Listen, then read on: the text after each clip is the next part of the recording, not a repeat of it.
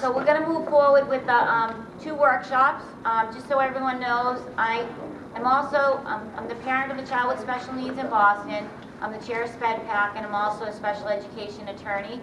But in giving these presentations, I just have to say I'm not offering legal advice to everybody. I'm not becoming everyone's attorney. I'm obviously providing you with information to help empower you to be better advocates for your own children and to educate you on what the laws are.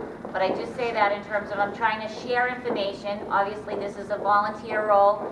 I learned about special education by having my own child and going through the process. And I think that, you know, I needed this information the same as everybody else did because actually law school didn't include special education, so I learned all about it through my own child. So I think that sharing that information with parents, empowering you and providing you with information, you know, helps to, you know, empower you when you go into your child's IEP meeting. It makes it a little less intimidating when you sort of know the process, you know what the law is, you know what your rights are, you know what the rights of your child are, and you know, it helps to move forward in developing a program in an IEP that's appropriate for your child. So with that said, we're going to sort of do 2 mini ones. First, I want to talk about the IEP process. If people have specific questions related to their own child's IEP, if you could hold those to the end of the presentation. But if you have questions about the IEP process itself, feel free to stop me and ask a question, because chances are if you have a question, someone else has a question. And I'll try to repeat it for the sake of the recording so that people at home that watch this later will also know what the questions are. So last month we talked about sort of the IEP process, and eligibility is determined initially to determine whether or not your child's eligible for special education, and then every 3 years. In addition to the eligibility determination, you should go through an annual review process where you come together as a team, you look at the IEP, you make changes based on whether there's been progress in some areas, lack of progress in other areas. You sort of revisit the whole thing. That's the purpose of progress reports, so you get periodic updates to tell you how your child's doing on their goals and objectives. So as I put together this little handout for tonight, what I tried to do was give you examples so that, you know, sort of when I go through the process and talk about what things are in terms of goals, parent concerns, vision statement, I sort of wrote up little example ones. I use the name Mary because that's the name of my child, so I say it all the time, and that was just easier for me. But this is not actually reflective of who my child is. I just made up examples to give you an idea so that when you go to write these things on your own, you'll have sort of something to compare it to. So obviously with regard to eligibility, you have to have a disability, and I gave some examples there. And then it's not just having a disability, it's because of the disability that the child requires specialized services or one or more related services.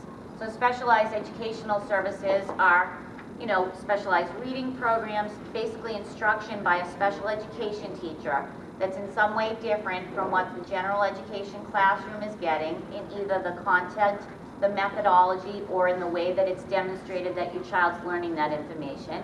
And then related services are the therapies, you know, whether it's ABA therapy, physical therapy, occupational therapy, it can be music therapy, so any one of those. And it's not constrained in terms of related services. For some children, they'll require nursing services under their IEP. They might have diabetes, or they may have tooth feedings, all of those things. So related services are basically the other needs that are not specifically educational.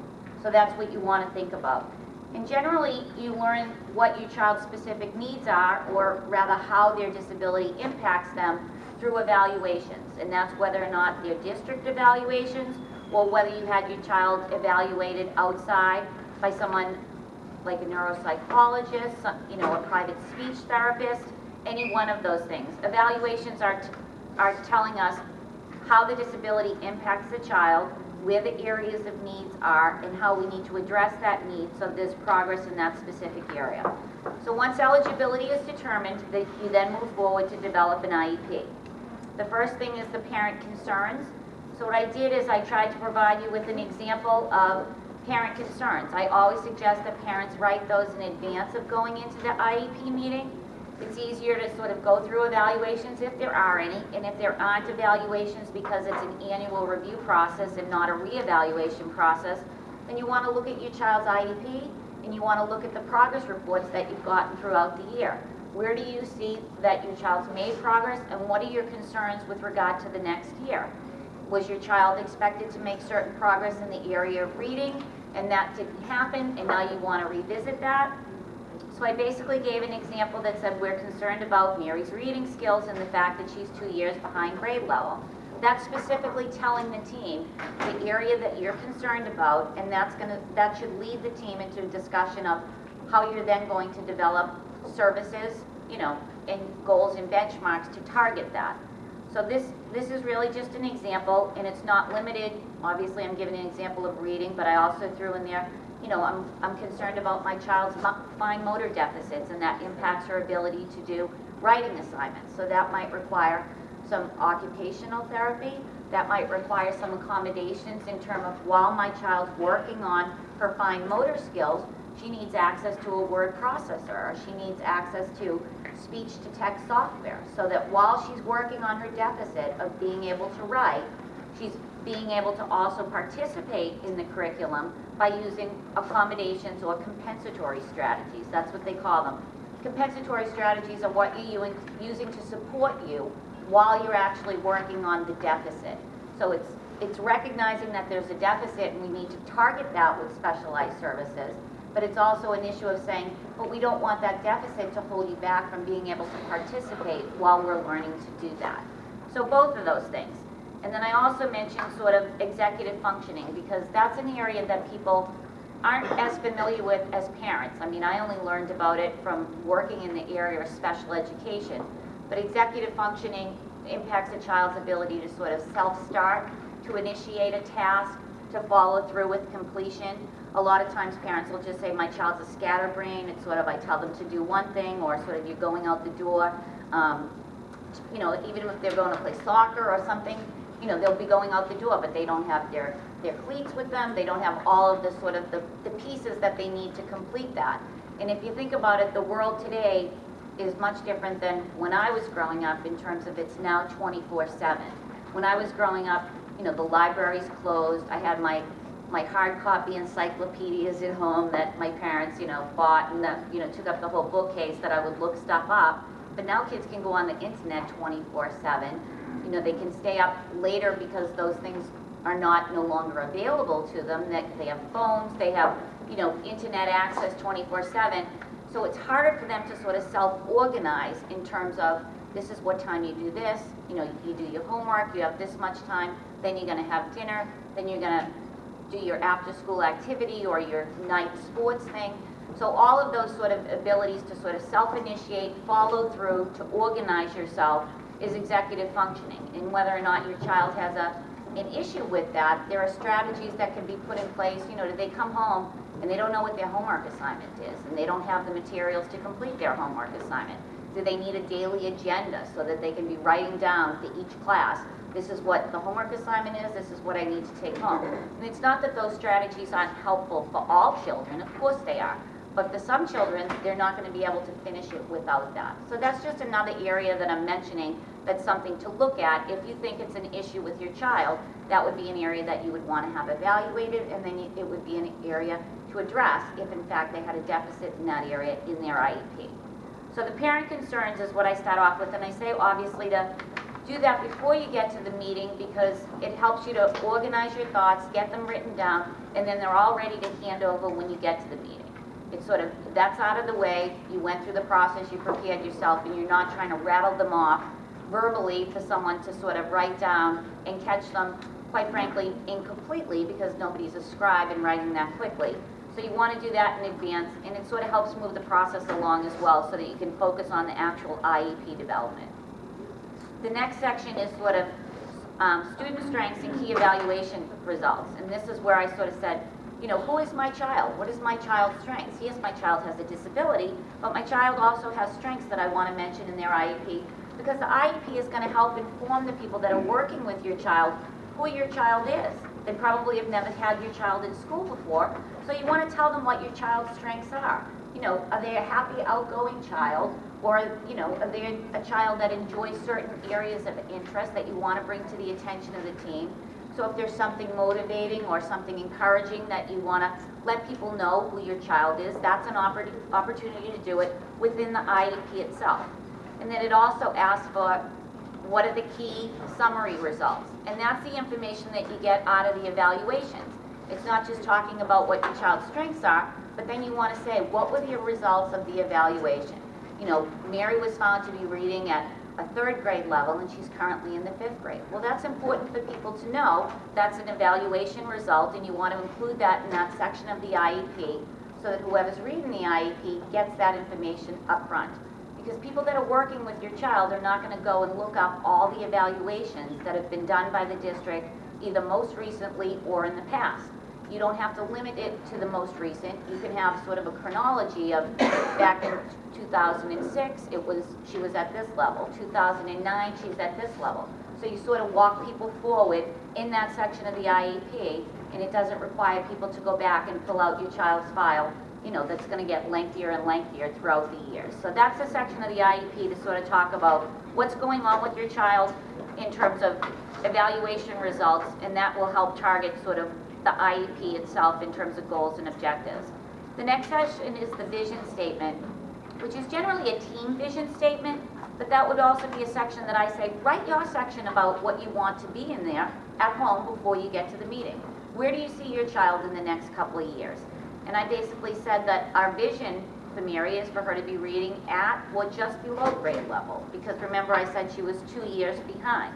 So that's my vision, is that with the appropriate special education services, she's going to start to she's going to close that gap either substantially or all the way.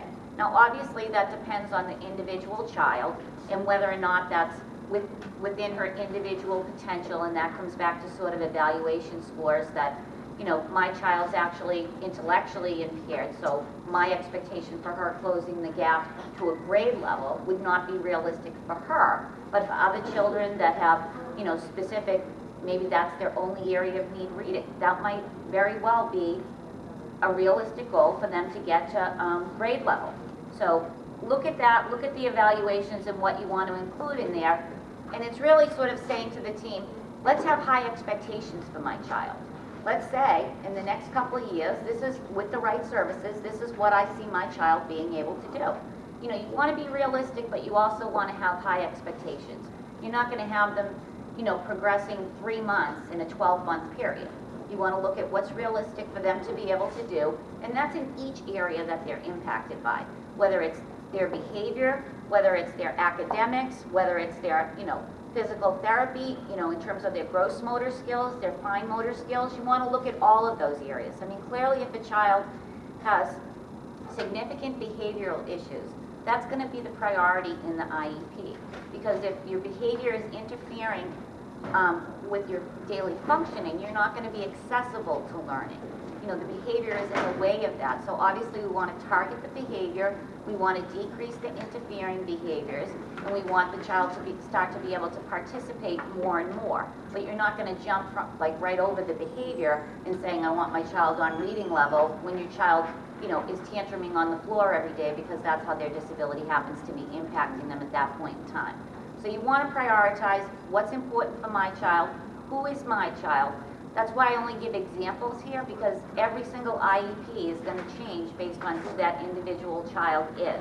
And it's really all about who your child is, but I gave examples to say, this is one way to look at it, this is an example, take this as sort of like a template, and then fill it in, you know, or create your own draft of what you want to see go into your child's IEP. It's really preparing you to go into that process in a way that you feel like, okay, I did this, I did my own homework, I'm ready to go, I feel like I've got what I want to happen in this IEP all figured out, and then, you know, it's much more empowering and it's much more relaxing to go into a meeting prepared.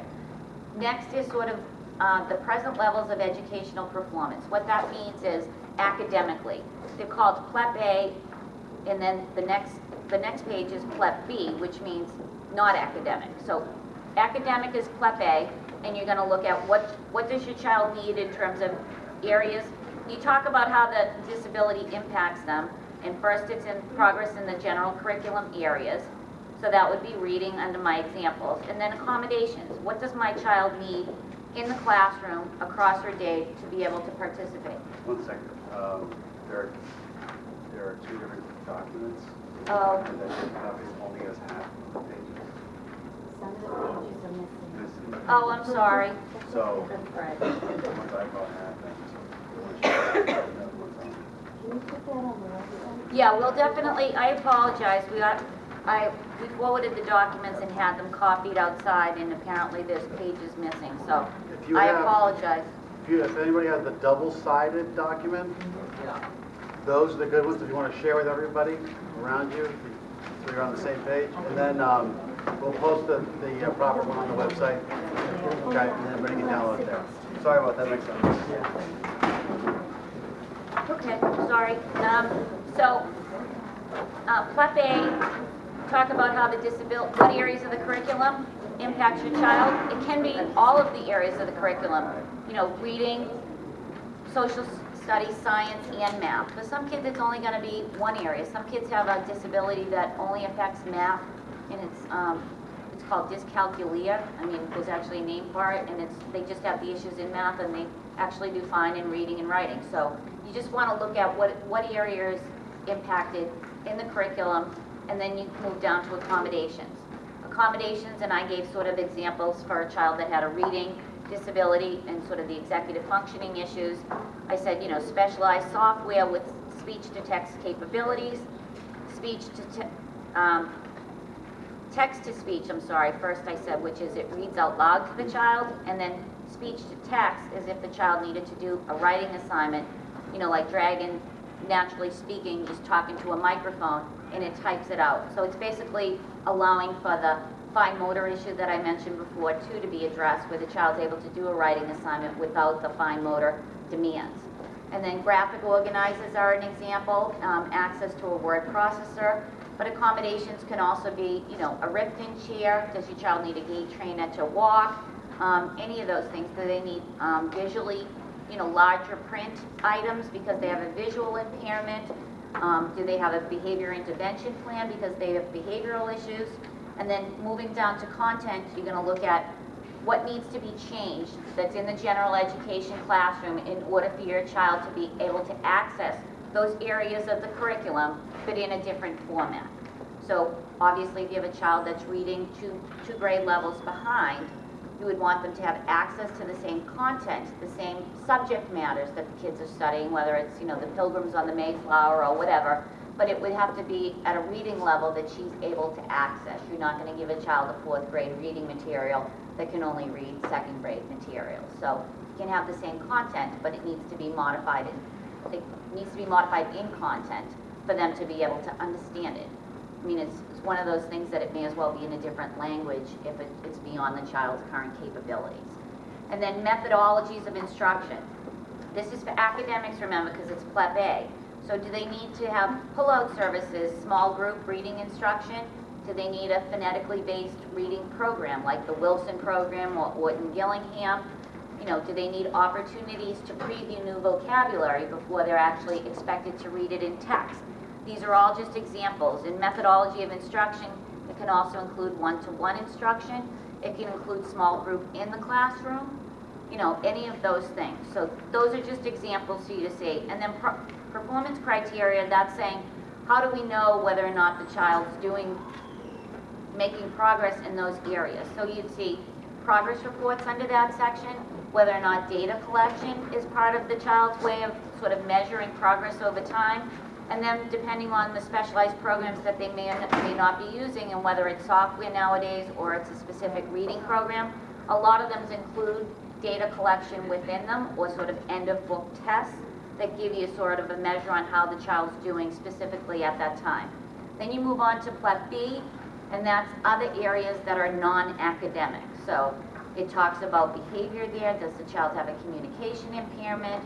Do they have sensory needs? Any of the areas that are not covered. It also covers non-academic settings, participation in activities. If it's a young child, young children don't actually access academics. They learn through play. So the participation in activities with one's peers is something that would be in there. Transition services is also something that would be under that section. Daily living skills. So it's anything that's not academics, that's an area that impacts your child because of their disability that you want to address in PLEP B, which is other. That's really what it's called, is other. And then examples of accommodations there. You know, I was really trying to look at, say, if she was working with the OT, what would she need? So I gave examples of a word processor. You might need services from the OT to practice typing. You might need modified writing tools. There's different sizes. There's pencil grips for kids. The specialized software is there as well.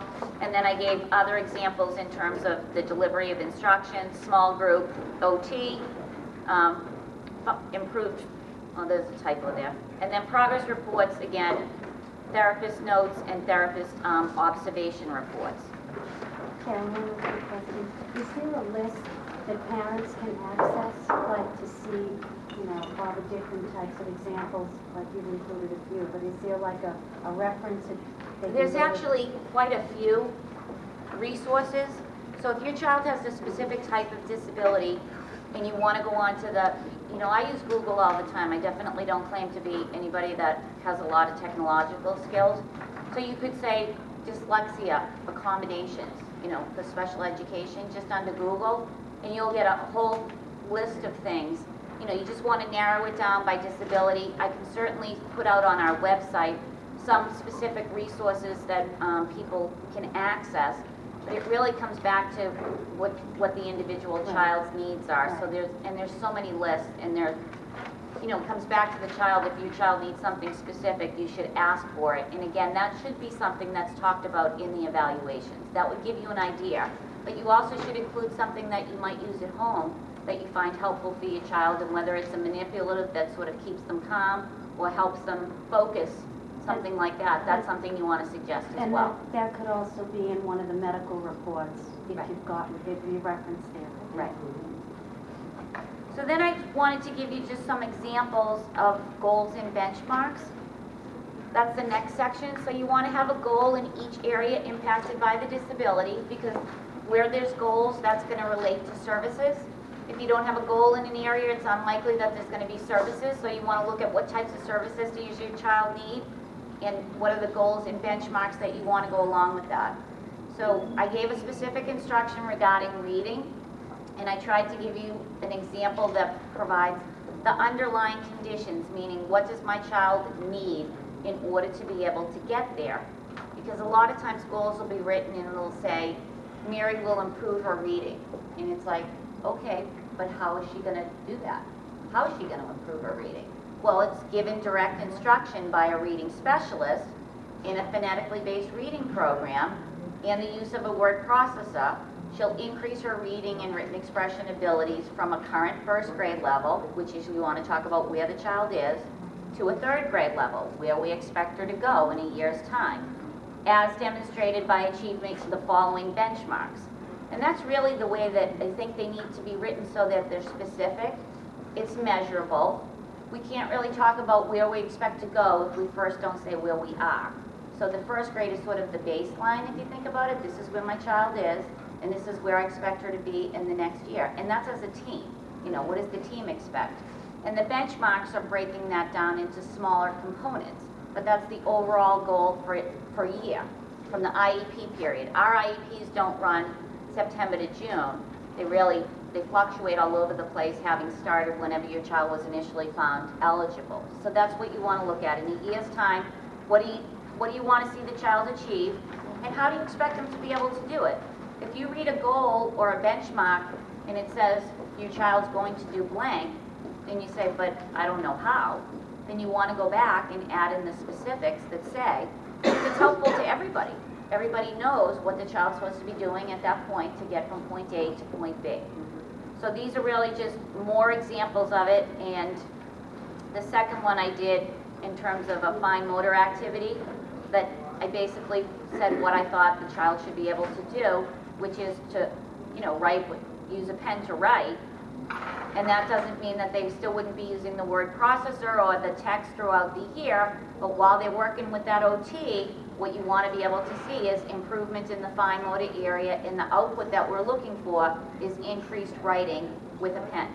Because even if the child's going to use technology all their life, there's certain paper and pen tasks that you want them to be able to have. Then you move on to services. The service delivery grid is segregated into 3 sections, A, B, and C. A is consult and training, okay? You want to have the people that are servicing your child that are not the regular education teacher if your child's in a full inclusion class, or a special education teacher if your child's in sub-separate, and there's an OT working with your child, a behaviorist, a PT. You want to have consult between the different team members. You may want consult yourself with one of those providers. Or there may be that somebody needs training. If your child has an aide and the aide needs specific training to work with your child, that's something that can all go under section A. That's the top of the grid. The next section is grid B. It's all on the same service delivery page, so it goes A, B, and C. That's what your child's getting for services in the general education classroom. In the same room as their typical peers. Is the special education teacher coming into the class and working with your child? Is the OT coming into the class and working with your child? That all goes in grid B. Grid C is the bottom one, that's pull-out services. So that's not in the general education classroom. Is your child getting pulled out by the PT to go into the gym? Are they being pulled out by the OT to go do sensory motor work in a different area? Do they need academic services out of the general education classroom because they need that in a small group, not in the classroom? Or do they need it, one-to-one? That's also where that can be written.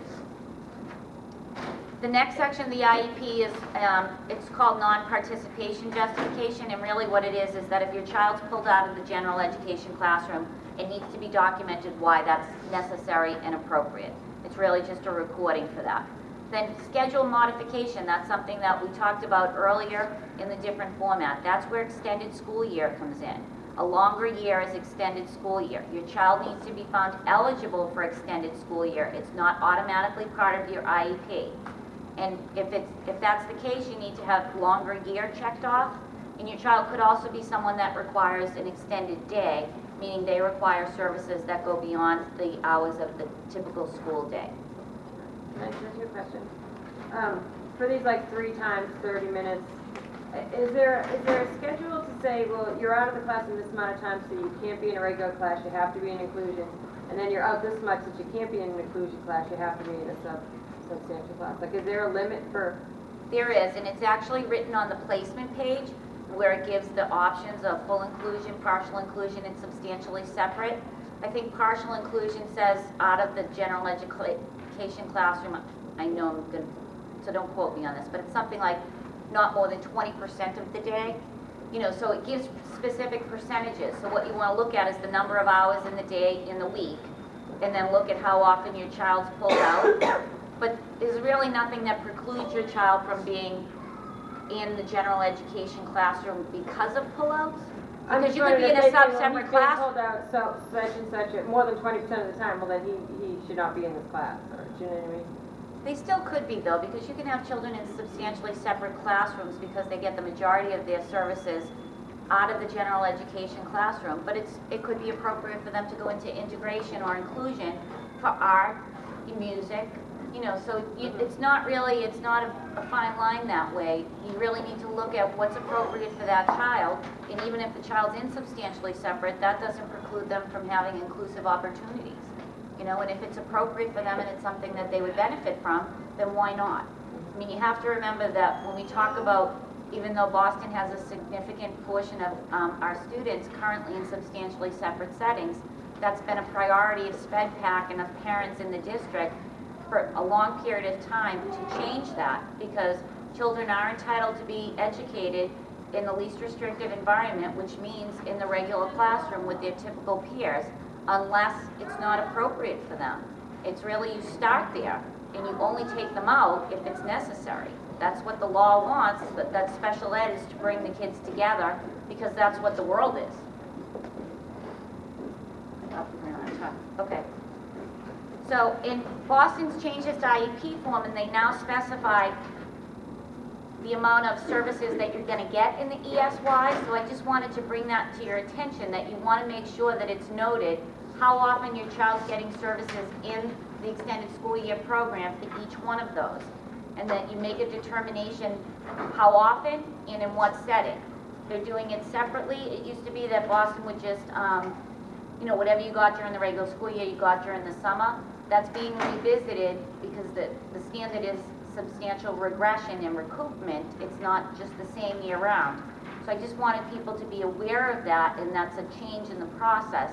So you want to be noting that and sort of addressing that issue, because a lot of times the IEP meetings run long and then sort of ESY is not addressed specifically, but you want to make sure that you know that that could change in terms of the amount of services that your child's getting, and you want to focus on what's your priority for the summer, because that's your child's area of need or the area that you would be afraid they would regress in. Next section is transportation, and that would be checked off whether or not your child requires specialized transportation. If your child needs a monitor on the bus, does your child have specific issues in terms of, whether they have a physical disability, they have behavioral needs, they have medical issues? Is there something that also needs to be noted on the IEP so that transportation services are specific to your child? Some children won't require any specialized and they can go on the regular school bus, but that's something that you want to note. MCAS is next, and that's starts at grade 3. And what you want to make sure is that under that PLEP A I talked about, that's the academic section at the front of the IEP, whatever the accommodations are there are included in the MCAS. And you can't include something in the MCAS that the child doesn't get during the regular school year. It's one of those, well, if you're not using it throughout the year, we're not going to let you use it just for the MCAS. The flip side of that is it looks like the MCAS is going away because there was just a waiver from Massachusetts on the No Child Left Behind. But for the time being, we still have the MCAS, so that's something important to pay attention to. Can I'm sorry, keep interrupting. For the, the MCAS and testing, well, does this IEP follow you for ISE testing or, any other testing? I'm sorry, I don't know what that is. The ISE, the independent school, like for the Latin exam or? Oh, just in general, okay. Does your IEP follow you outside the school, I guess is what I mean. Well, if you're in the school district in Boston, and this goes throughout the state, is that if you're in the public school, then your IEP follows you, and charter schools are held to the same laws and regulations. The pilot schools, the exam schools, if you're in the public school, you're subject to the federal laws and the state laws and the regulations. And then with regard to what's in that IEP, obviously that depends on the individual child, but obviously with regard to sort of what applies, it's all the same. So we, and obviously working on helping the charter schools to understand that is something that's obviously a goal as well, so. And additional information, that's the section that if you didn't fit it anywhere else in the IEP, then that's where you want to put it. It's really what it means. Sometimes it'll go in there that the child has a one-to-one across the day. Does your child have a medical management plan? Is there something else that you want to note that didn't get in there? That's somewhere to bring it up. So, again, sorry for the problem with the handouts. Yes, ma'am? Can I just add one thing to number 10 of the accommodations for testing? Those accommodations go for any other district testing that's done as well. And that's something sometimes it's important to talk to the teacher about, so they're aware of it as well. So if your child's going to get those accommodations for MCAS and they're getting it routinely, there are so many different district tests that are laid out, and they should be getting those accommodations during those tests as well. Thank you. So the comment was is that if there's other district testing that goes on throughout the year, that your child would have access to the same accommodations that they have in their IEP and for the MCAS exam. I'm not sure what those tests are, but obviously you want to have access to the same accommodations throughout the year. The next section I just added was the parent response. When your IEP is issued, we did talk about, though, before you leave your IEP meeting, you want to get a team summary sheet saying what was agreed to with regard to the services. And then when you get your IEP, you need to respond within 30 calendar days, okay? And you want to accept it in full, reject it in full. This means you'll fall back to your previous IEP if you reject the whole thing.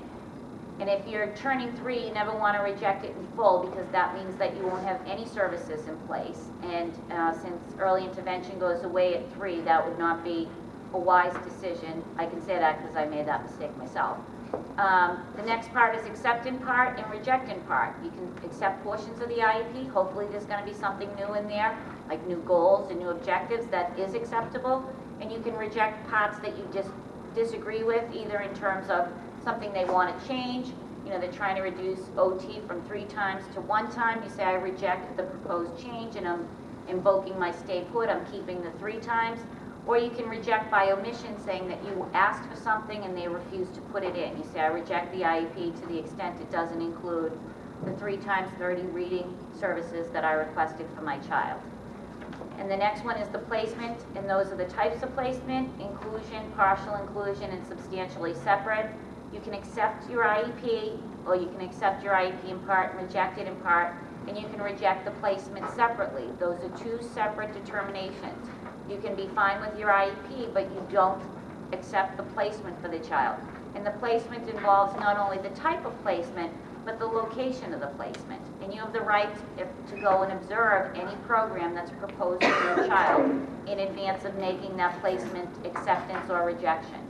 Parents have the right to observe a program or to have an expert go and observe the program. Some people will send, you know, an educational consultant or someone, you know, with an expertise in a specific type of disability, go and observe a program to look at the components of the program and give the parent feedback on it. So that's an option as well.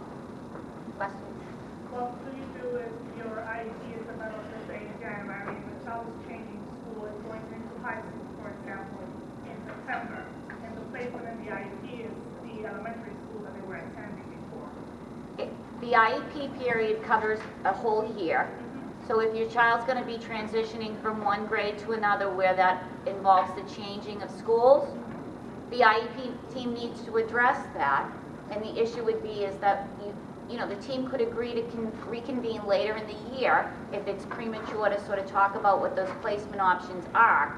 But you can say to them, well, what are the placement options that we're considering? Because I want to go and look at those before I make a decision on where my child's going to go after this year. And it can be from elementary to middle to high school, you know, or even early education into, you know, sort of an early education environment into a regular elementary school.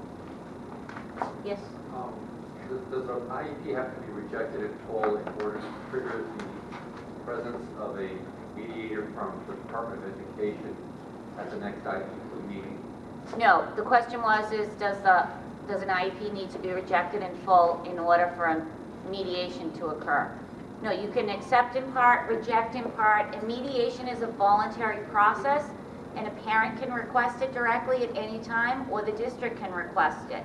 So it's not required that anything be rejected in full, and it just means that there's a dispute. There's something that's not in agreement. It could be, you know, it could be a 2 times 30 OT versus a 3 times 30, and you can ask for mediation on that one particular issue. It's a free process that's available to try to work out that dispute, but the size of the dispute does not matter. Mediation has to be requested by one of the parties. Mediation needs to be requested, yes. So there's no automatic trigger for it. There's no automatic trigger to it. It's basically if you reject in part anything in the IEP, or if you reject the placement, you'll automatically get a notification from the Bureau of Special Education Appeals that they've been notified that there's been a rejection, and notifying of your rights. And your rights are to either request mediation or use one of the other processes available through the Bureau of Special Education Appeals, which could be a hearing, it could be an advisory opinion. It's basically saying, we know there's a dispute, now it's up to the parties to let us know what they want to do. You know, in a situation where you're rejecting something, say you ask for something and the district refused to provide it and they don't agree that your child needs it. The burden is on you to take it forward to say, my child does need this and it's not a free and appropriate public education without those services. It's your burden to show that your child requires something. If you have something in your IEP and the district wants to change it and you don't agree, you know, the 3 times 30 and they want to reduce it to 1, and I say, no, I reject your proposed change, I'm keeping my 3 times 30, you know, we're invoking our stay put rights to that. It's then the district's burden to show that your child no longer requires it in order to get it out of the IEP. Your stay put rights means the burden is on them. So that's a distinct difference there. my son had his IEP this afternoon, Okay, and a mediator was there, and it just made all the difference in the world. And if anybody's interested in talking with me about that, I'm glad to share what that was, but it just made all the difference in the world.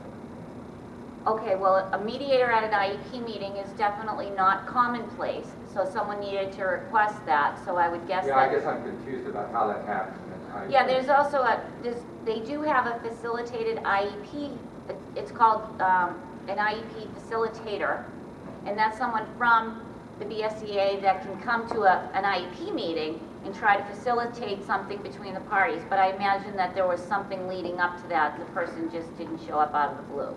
Right. Yeah, so, but yeah, you can request that, but a mediation is not an IEP meeting. That would have been a facilitated IEP meeting, but it can also be because there was an issue that needed to be resolved that was considered, maybe you thought of it more as a reconvene of the IEP meeting, but a mediator was there. Well, this was IEP, and my wife referred to the person who was there as a mediator from the department. Maybe that wasn't the right term, I don't know. Yeah, I actually think the facilitator is a mediator, but they perform a different role at an IEP meeting, that's all.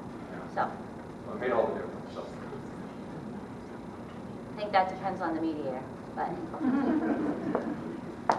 Yes, sir? My question, once the IEP is formulated or the committee has decided what service has to be given to the kid, to the child, for example, every age is marked out for this place, occupational therapy is marked. After everything is formulated or agreed, who makes sure these services are being given for the kids? Sometimes when I call school, they will tell me. When I go to school, suddenly they will tell me you have a fault, 15 minutes ahead or something like that. Sometimes I question those things. And is there anybody Well, to some extent, it would depend on what your child's IEP says, but with regard to sort of whether or not your child's actually getting the services, that would depend on the level of communication required under the IEP. I mean, obviously with regard to sort of ensuring that the IEP is being implemented appropriately and at the school level, that would be the responsibility of the principal to ensure that your child's getting what they're supposed to be getting under the IEP. And then it's obviously a dual responsibility of John Beer and his office to make sure that IEP is being followed. If your child's not getting the services that have been agreed to and are set forth in the IEP, then you are entitled to compensatory services for any services missed, meaning your child is owed those services that they didn't get that were required under the IEP but that were not provided. And that you can go back as far as, the Department of Education will say a year for a compliance issue, but the statute of limitations on a claim is really 2 years, so. You said the IEP is good for the whole year. My son is almost out of this program because of the age. He's gonna be 5 years old. So he's almost out of the program. So far, we haven't get a date yet for the next IEP, and we don't even know where he's gonna be going. I wanna know if the summer program, because he usually gets a summer program that he's able to go to the convent in the summer school. But I don't know if that's gonna stop, if they're gonna cut it because he's gonna reach 5 years old, and we haven't get anything. No, it actually wouldn't be dependent on your child's age in terms of services ending. It's really a determination of what your child continues to need. But if your child's annual review process is, supposed to be coming up because the IEP is going to expire, Yes. and it doesn't happen within that time frame, you would continue to operate under the existing IEP until you develop a new one. But the district should be contacting you to set up a meeting before that expiration happens. And if they don't, then you want to contact the SPED coordinator that's responsible for your child's IEP. You just want to say to them that we need to get this process moving, the time is coming up in order for that to happen. Just so it doesn't fall by the way. And you want to get those goals and benchmarks updated anyway, so. And there has been a change in a lot of personnel in the last year. So if you feel like someone should be contacting you about something or you have a question, you really need to reach out. And John St. Amand was good enough to put the directory to John Beer's office on the website too, because we went from ETFs to SPED coordinators. Some people remained in those positions, but there's also a lot of new people, and there's been a lot of changes. So to the extent you don't know who those people are, you want to reach out to them directly. And if you don't know who the person is at your school, then your principal would definitely know who that person is and be able to give you that person's contact information, because there have been a lot of personnel changes, and I'm sure people are still getting up to speed with their new caseloads, because originally it was hoped that SPED teachers were going to do the annual reviews, but that didn't end up happening, so the SPED coordinators actually have a much larger workload than was originally anticipated, so we're confronted with that as well. So, anyone else? Because I need to try to do a little on transition. Yep. I just have a question. My daughter's IEP meeting was on the 13th. I had about a week before I found out about it. They sent me a letter about a week before. I told them that I wouldn't be able to make it to the meeting. Well, I wrote it, I said, is it possible to reschedule Yes. or to put it at a later time in the day? They didn't respond, so I thought that maybe they were going to send me a letter and say, well, sure, or no, nothing. And there were boxes saying, would you like the meeting to go on without you? I checked that, I said no. Right. But then the teacher talked to me and she said you missed the meeting. And I I guess was the like, same thing happened to me, the same exact thing.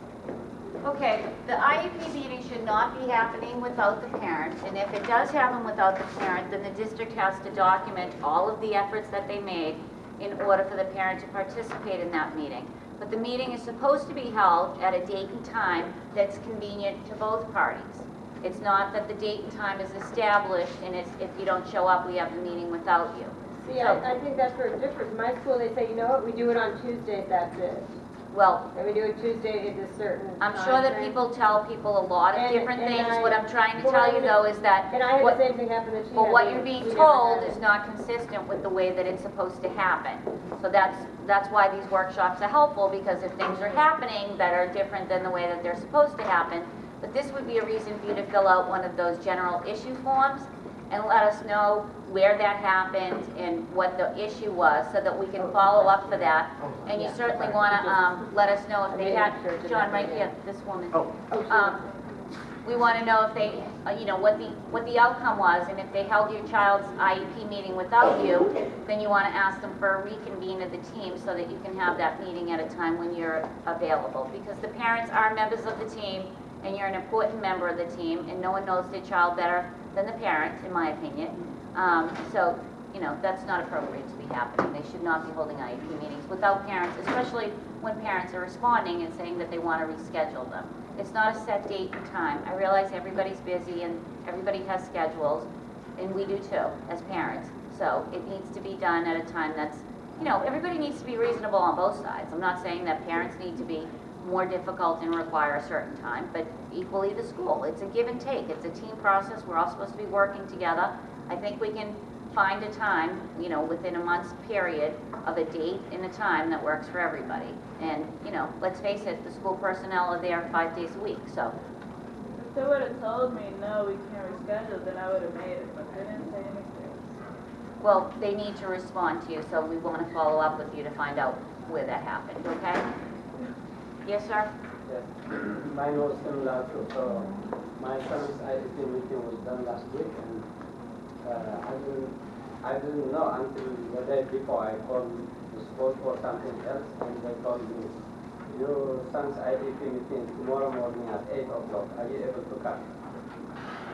I said, I have another kid, so I said I will come. But when I go there was no, I think the occupational therapist was not there, so somebody else had to. They asked me, do you agree if she's not there, because she's not there because Yeah, if someone's not at your child's IEP meeting, they need to ask for your permission for that person to be excused, and you have to give them permission in writing. You can also say that, no, I don't agree to that person being missing, and I want to reschedule the meeting. So again, I'm trying to say to people that if it's important, or if it's not working because you have, other life issues like work or other children or something, that reschedule the meeting. It's okay to do. And if people are giving people hard times about doing that, then we want to know that so we can communicate that back to John Beer, because the SPED coordinators report to him as well. Okay. I'm going to move on to transition. So I don't know if Take a break.